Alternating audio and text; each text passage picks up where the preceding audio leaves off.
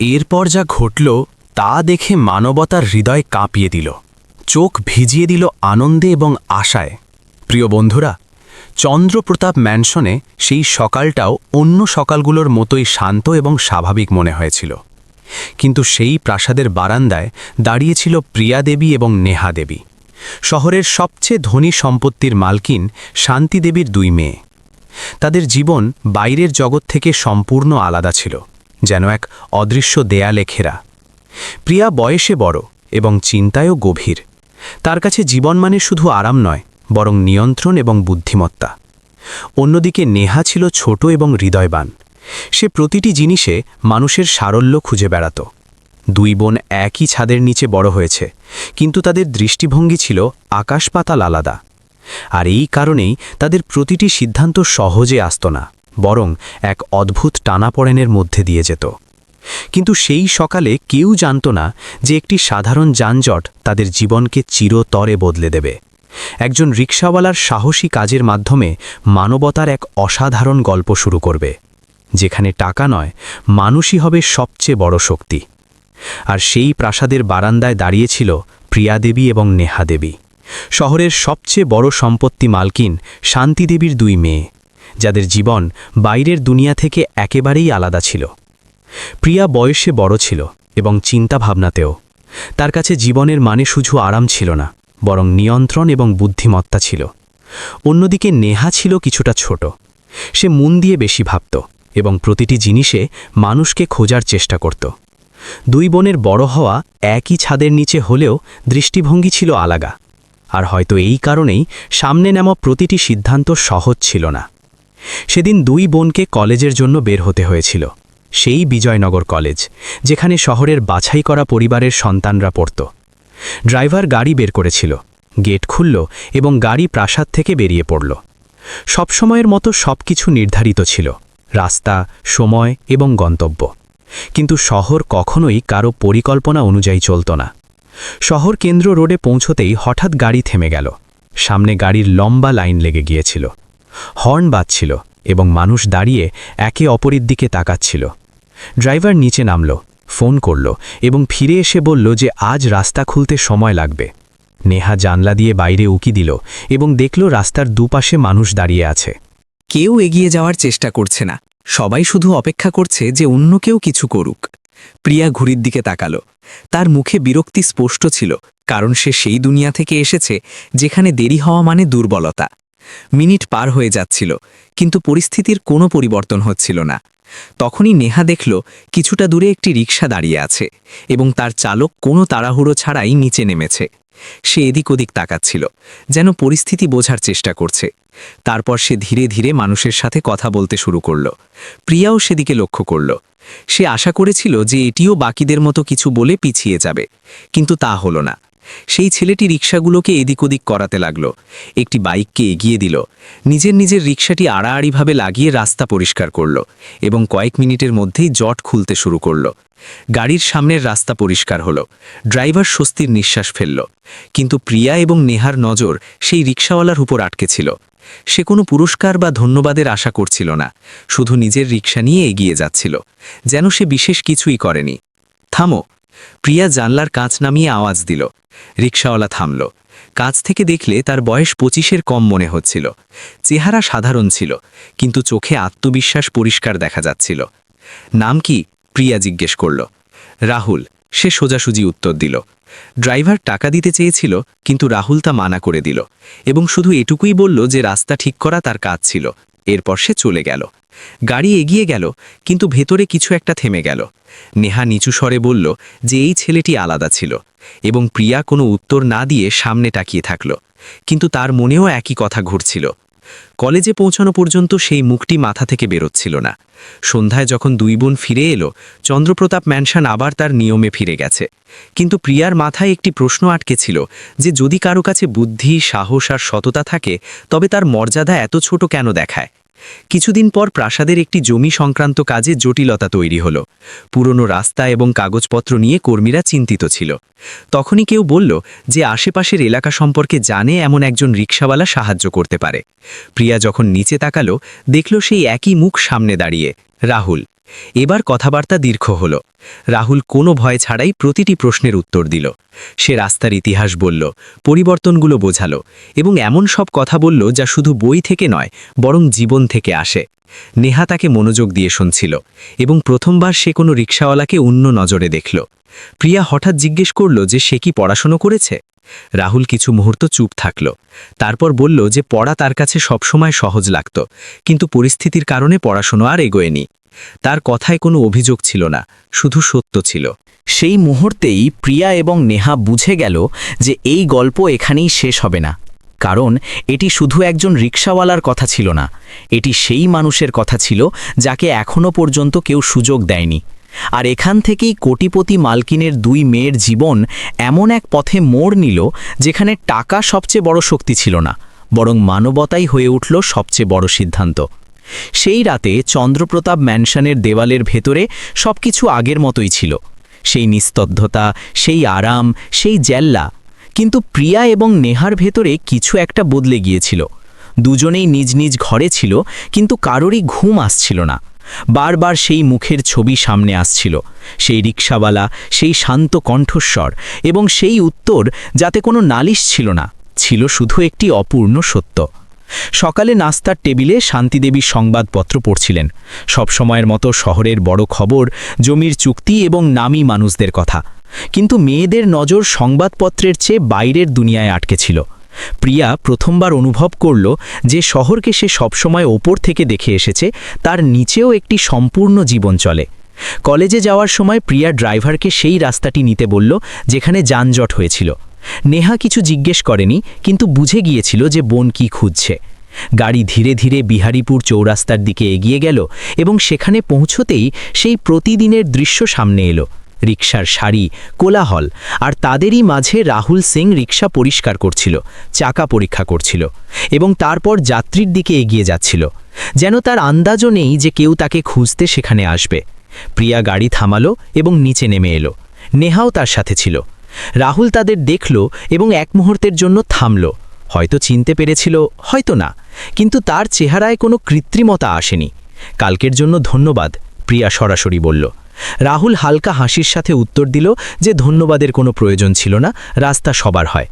এই উত্তরটি প্রিয়াকে সবচেয়ে বেশি বিদ্ধ করল, কারণ সে জানত যে তার দুনিয়ায় প্রতিটি কাজের একটি দাম থাকে, কিন্তু এখানে কোনো দাম চাওয়া হচ্ছিল না। কথা এগিয়ে চলল। কোনো পরিকল্পনা ছাড়াই প্রিয়া জিজ্ঞেস করল যে সে প্রতিদিন কি করে। রাহুল জানালো যে সে রিকশা চালায়, ঘরের দায়িত্ব আছে এবং যা পাওয়া যায় তাতেই দিন চলে যায়। তার কথায় না ছিল অভিযোগ, না আক্ষেপ, ছিল শুধু স্থিরতা। নেহা নিচু স্বরে জিজ্ঞেস করল সে কি কখনো পড়াশোনা করতে চেয়েছিল।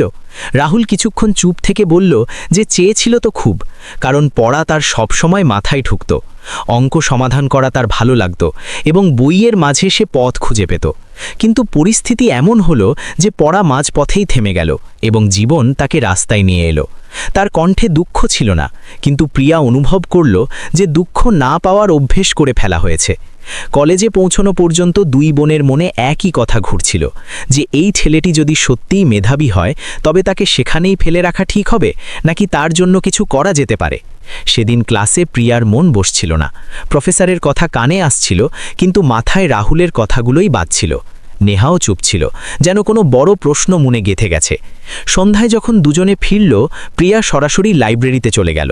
সে তার পুরনো বই বের করল, নোট দেখল এবং প্রথমবার অনুভব করল যে এই সব কিছু সে কত সহজে পেয়েছে কোনো লড়াই ছাড়াই। তখনই সে সিদ্ধান্ত নিয়ে নিল। পরের দিন প্রিয়া এবং নেহা আবার বিহারীপুর চৌরাস্তায় পৌঁছল।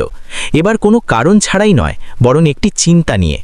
রাহুল তাদের দেখে কিছুটা অবাক হলো, কিন্তু কিছু জিজ্ঞেস করল না। প্রিয়া পরিষ্কার ভাষায় বলল যে সে যদি চায় তবে তারা তাকে পড়াশোনায় সাহায্য করতে পারে। এটি কোনো দয়া হবে না, শুধু একটি চেষ্টা হবে।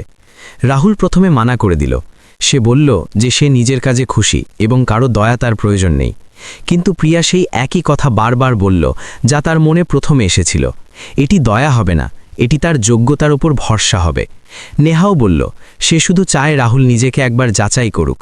যদি তার মনে হয় এটি তার জন্য নয়, তবে সে কখনো জোর করবে না। রাহুল সেদিন কিছু বলেনি, কিন্তু রাতে যখন সে রাস্তার আলোর নিচে বসে বই খুলল, প্রথমবার তার মনে হলো যে হয়তো এই বইটি আবার পূর্ণ হতে পারে। কিছুদিন পর প্রাসাদের এক কোণে কোনো শোরগোল ছাড়াই, কোনো ঘোষণা ছাড়াই পড়াশোনা শুরু হলো। প্রিয়া তাকে বিষয় বুঝিয়ে দিত, নেহা প্রশ্ন করত, আর রাহুল চুপচাপ সব শুনত। সে শিখত এবং অবাক করে দিত, কারণ সে একবার বুঝে নিলে দ্বিতীয়বার একই ভুল করত না। দিনে সে রিক্সা চালাতো, রাতে পড়ত, ক্লান্তি আসত, কখনো কখনো মন চাইতো সব ছেড়ে দিতে, কিন্তু তারপর তার সেই ভরসার কথা মনে পড়ত যা দুই মেয়ে কোনো স্বার্থ ছাড়াই তার উপর করেছিল। ধীরে ধীরে পড়া এগোতে লাগল, রাহুলের আত্মবিশ্বাস ফিরতে শুরু করল, এবং সেই সাথে তার স্বপ্নগুলো। প্রিয়া এবং নেহা বুঝে গেল যে এটি শুধু সাহায্য নয়, এটি একটি দায়িত্ব। একদিন প্রিয়া বলল যে শুধু পড়ানোতে কাজ হবে না, রাহুলকে যদি সত্যিই এগিয়ে যেতে হয় তবে তাকে সেই সুযোগ দিতে হবে যা তারা পেয়েছে, সেই একই ক্লাসরুম, সেই একই কলেজ। বিজয়নগর কলেজের নাম আসতেই রাহুল চুপ হয়ে গেল, কারণ সে জানত এই স্বপ্ন কত বড়। কিন্তু প্রিয়া এবং নেহা আগেই সিদ্ধান্ত নিয়েছিল, আর সেই মুহূর্তেই গল্প এক নতুন মোড় নিল। কারণ এটি এখন আর শুধু পড়াশোনার কথা ছিল না, এটি ছিল সেই সিদ্ধান্তের শুরু যা একজন রিক্সাওয়ালার সম্পূর্ণ পরিচয় বদলে দিতে যাচ্ছিল। পরের সকালে চন্দ্রপ্রতাপ ম্যানশনে চাঞ্চল্য অন্যরকম ছিল। এটি কোনো বড় চুক্তি বা অতিথির কারণে নয়, বরং দুই মেয়ের ভেতরে সেই প্রস্তুতির কারণে যা তারা কাউকে জানাতে চায়নি। প্রিয়া তার ঘরে বসে কলেজের ফর্ম বের করল, নিয়ম দেখল এবং প্রয়োজনীয় কাগজপত্রের তালিকা তৈরি করল। নেহা চুপচাপ বইয়ের পাতা উল্টে ভাবছিল যে রাহুল কি এসবের জন্য প্রস্তুত নাকি নয়। বিহারীপুর চৌরাস্তায় রাহুল প্রতিদিনের মতো রিক্সা চালাচ্ছিল, কিন্তু আজ তার মনে রাস্তার চেয়েও বেশি প্রশ্ন ঘুরছিল। রাতের পড়াশোনার পর তার চোখ ভারী ছিল, কিন্তু মগজ ছিল সজাগ। আর যখন প্রিয়া এবং নেহা সেখানে পৌঁছাল, সে বুঝে গেল যে কথা শুধু পড়াশোনার মধ্যে সীমাবদ্ধ থাকবে না। প্রিয়া কোনো ভূমিকা ছাড়াই সরাসরি বলল যে তারা তার জন্য বিজয়নগর কলেজে আবেদনের সিদ্ধান্ত নিয়েছে। সেই একই কলেজ যেখানে তারা নিজেরা পড়ে, সেই একই পরিবেশ, একই সুযোগ। এটি শুনেই রাহুলের চেহারায় এক অদ্ভুত স্থিরতা চলে এলো, না আনন্দ না ভয়, শুধু এক গভীর নিস্তব্ধতা। সে নিচু স্বরে জিজ্ঞেস করল, সে কি এর যোগ্য? এই প্রশ্নটি তার আত্মসম্মান থেকে এসেছিল, কোনো বাধ্যবাধকতা থেকে নয়। নেহা তক্ষুনি উত্তর দিল যে যোগ্য হওয়া কাগজের উপর নির্ভর করে না, বরং সেই পরিশ্রমের উপর নির্ভর করে যা সে প্রতিদিন করে। আর প্রিয়া যোগ করল যে সে যদি তৈরি থাকে তবে তারা সব আনুষ্ঠানিকতা পূরণ করবে।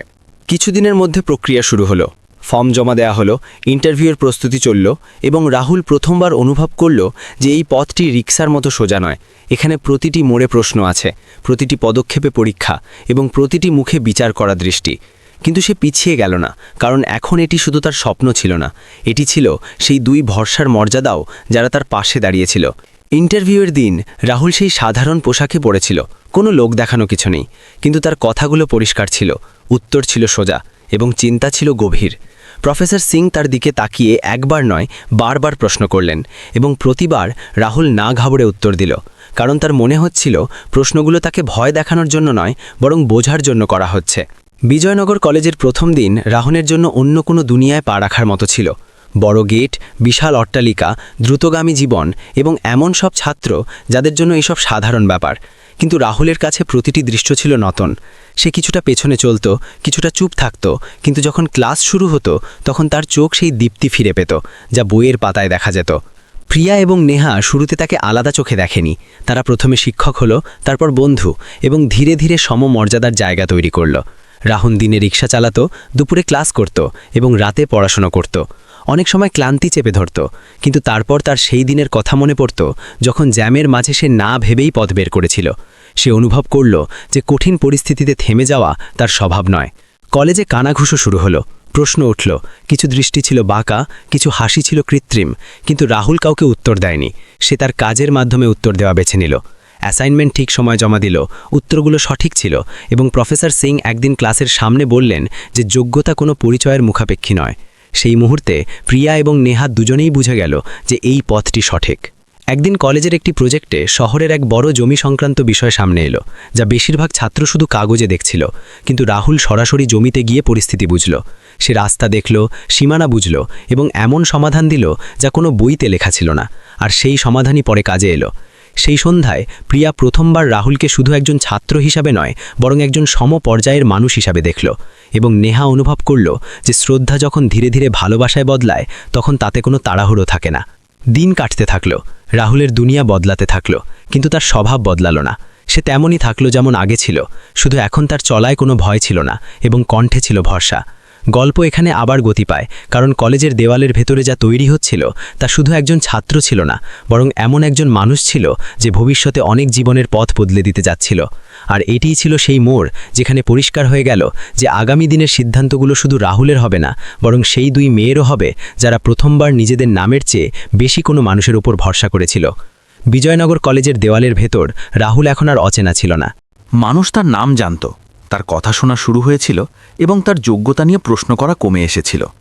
কিন্তু যেমন যেমন তার আত্মবিশ্বাস বাড়ছিল, তেমনি বাইরের দুনিয়ায় চাঞ্চল্যও বাড়ছিল, কারণ প্রতিটি পরিবর্তন শান্তভাবে মেনে নেওয়া হয় না। কলেজের বাইরে কথা ছড়াতে লাগলো যে চন্দ্রপ্রতাপ ম্যানশনের মেয়েরা এক রিকশাওয়ালাকে এগিয়ে নিয়ে যাচ্ছে। কিছু মানুষ একে লোক দেখানো বলতে লাগলো, কিছু মানুষ একে ভুল উদাহরণ হিসাবে চিহ্নিত করল, আর কেউ কেউ চুপ থেকে তামাশা দেখতে লাগলো। কিন্তু সবচেয়ে বড় ধাক্কা তখন লাগলো যখন এই কথা শান্তিদেবীর কানে পৌঁছালো। শান্তিদেবীর কাছে নাম এবং মর্যাদা শুধু শব্দ ছিল না, ছিল তার সম্পূর্ণ পরিচয়। তিনি তার মেয়েদের ডাকলেন। প্রশ্নগুলো সরাসরি ছিল এবং কণ্ঠে কঠোরতা স্পষ্ট ছিল। তিনি জিজ্ঞেস করলেন যে এসব কি সত্যি এবং তাদের কি আন্দাজ আছে যে সমাজ কি বলবে। প্রিয়া প্রথমবার মাথা না নুইয়ে উত্তর দিল যে সমাজ সবসময় কিছু না কিছু বলবে, কিন্তু প্রশ্ন হলো তারা সঠিক করছে কিনা। নেহাও পরিষ্কার বলল যে তারা কোনো নিয়ম ভাঙেনি, শুধু একজন যোগ্য মানুষকে সুযোগ দিয়েছে। শান্তিদেবীকে এই উত্তরগুলো বিঁধল। তিনি বললেন যে দুনিয়া শুধু ইচ্ছা দিয়ে চলে না, সেখানে মর্যাদা দেখা হয়। আর এভাবেই প্রথমবার মা এবং মেয়েদের মধ্যে এক নীরব সংঘাতের সৃষ্টি হলো। এরই মধ্যে রাহুলও এসব অনুভব করতে শুরু করল। কলেজে মানুষের দৃষ্টি বদলে গেল, অনেকে দূরত্ব বজায় রাখতে লাগলো এবং প্রশ্ন করতে শুরু করল। কিন্তু রাহুল কারো সাথে তর্কে জড়ালো না, সে তাই করল যা সে পারে, কঠোর পরিশ্রম। আর যখন মন ভারাক্রান্ত হতো, সে নিজেকে একটিই প্রশ্ন করত যে সে কি এই পথে চলে কারো বোঝা হয়ে দাঁড়াচ্ছে। এক সন্ধ্যায় সে প্রিয়া এবং নেহাকে পরিষ্কার বলে দিল যে তার কারণে যদি তাদের সমস্যা হয় তবে সে পিছিয়ে যেতে পারে। এই কথাটি তার আত্মসম্মান থেকে এসেছিল, ভয় থেকে নয়। এটি শুনে দুই বোন বুঝে গেল যে রাহুলের লড়াই শুধু পড়াশোনার নয়, বরং নিজের জায়গা তৈরি করারও। প্রিয়া সেই মুহূর্তেই সিদ্ধান্ত নিল যে এখন পিছিয়ে যাওয়ার সময় নয়। সে রাহুলকে বলল যে সমমর্যাদার সম্পর্ক তখনই তৈরি হয় যখন দুজন একে অপরের পাশে দাঁড়ায়। নেহা যোগ করল যে ভরসা যদি মাঝপথে ভেঙে যায় তবে তা কখনো সম্পর্ক হয়ে উঠতে পারে না। সেই সময় কলেজের এক বড় প্রজেক্ট সামনে এলো, যাতে শহরের এক পুরনো জমি সংক্রান্ত বিষয় অন্তর্ভুক্ত ছিল। এটি সেই জমি ছিল যা নিয়ে চন্দ্রপ্রতাপ ম্যানশনের নামও আলোচনায় ছিল। বেশিরভাগ ছাত্র এটি কাগজে কলমে সমাধান করার চেষ্টা করছিল, কিন্তু রাহুল সশরীরে গিয়ে পরিস্থিতি বোঝার সিদ্ধান্ত নিল। সে রাস্তাগুলো দেখল, আশেপাশের মানুষের সাথে কথা বলল, সীমানা বুঝল এবং এমন এক সমাধান বের করল যা শুধু বাস্তবসম্মত ছিল না, বরং সব পক্ষের জন্য স্বচ্ছ ছিল।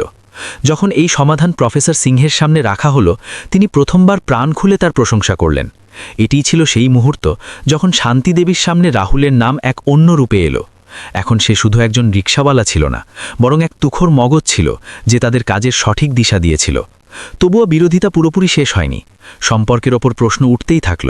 প্রিয়া এবং নেহাকে অনেকবার বোঝানো হলো যে এটি শুধু পড়াশোনা পর্যন্ত সীমাবদ্ধ থাকা উচিত, কিন্তু সময়ের সাথে সাথে তাদের এবং রাহুলের মাঝে যে সম্পর্ক তৈরি হয়েছিল তা এখন আর শিক্ষক এবং ছাত্রের ছিল না। সেই সম্পর্ক শ্রদ্ধা থেকে শুরু হয়ে ভরসা পর্যন্ত পৌঁছেছিল। আর ভরসার পর যা নিঃশব্দে জন্ম নেয় তাই হলো প্রেম। না লোক দেখানো, না তাড়াহুড়ো, শুধু একে অপরের উপস্থিতি বোঝার শান্তি। একদিন প্রিয়া নিজেই স্বীকার করল যে এই সম্পর্ক এখন আর শুধু সাহায্যের নয়, এবং নেহাও অনুভব করল যে রাহুলের পাশে দাঁড়িয়ে তারা প্রথমবার নিজেদের নিয়ে গর্ব অনুভব করছে। কারণ এই সিদ্ধান্ত কোনো চাপে নয়, বরং পূর্ণ সচেতনতায় নেওয়া হয়েছিল।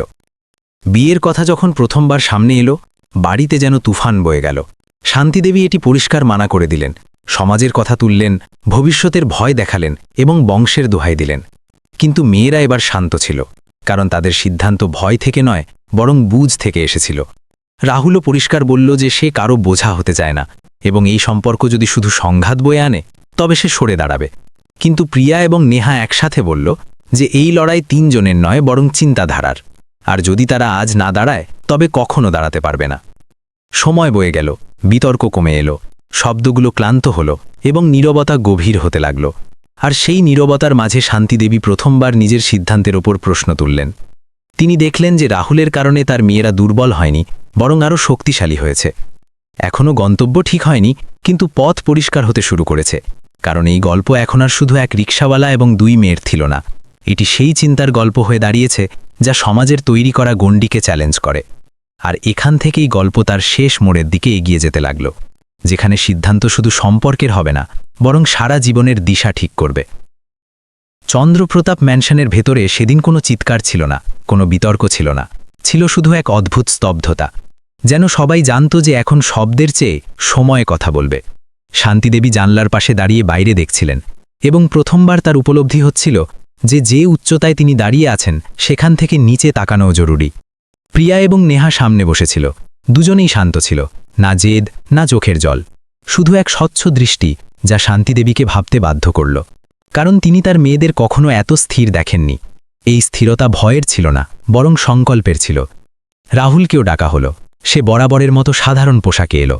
সে মাথা নত করেছিল না, কিন্তু চোখে অহংকারও ছিল না। সে পরিষ্কার বলল যে সে কারো জীবনের বোঝা হতে চায় না, আর যদি এই সম্পর্ক কাউকে ভেঙে দেয় তবে সে নিজেই সরে যাবে। কিন্তু সে এটিও বলল যে সে নিজের পরিশ্রম আর সততা থেকে কখনো পিছিয়ে যাবে না।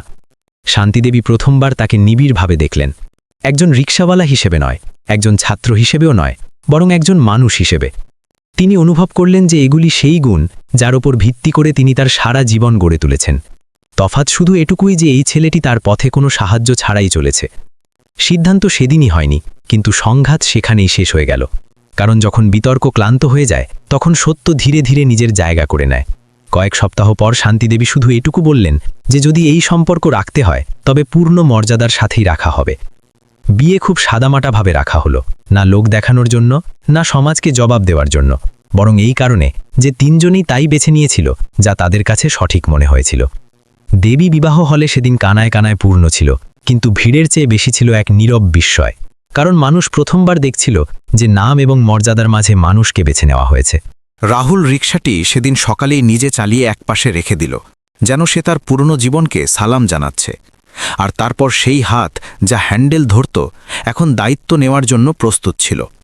প্রিয়া এবং নেহা দুজনেই কোনো দ্বিধা ছাড়াই তার হাত ধরল, কারণ এই সম্পর্ক সমমর্যাদার উপর দাঁড়িয়েছিল। বিয়ের পর জীবন হঠাৎ করে সহজ হয়ে যায়নি। রাহুল পড়াশোনা চালিয়ে গেল, পরিশ্রম আগের চেয়ে বেড়ে গেল, কারণ এখন তার সিদ্ধান্তগুলো শুধু তার একার ছিল না। প্রিয়া এবং নেহাও নিজেদের পড়াশোনা এবং দায়িত্ব পালন করল, এবং তিনজন মিলে এটি ঠিক করল যে কেউ নিজের পরিচয় হারাবে না। সময় বয়ে গেল, কলেজ শেষ হলো, প্রতিযোগিতামূলক পরীক্ষার প্রস্তুতি শুরু হলো।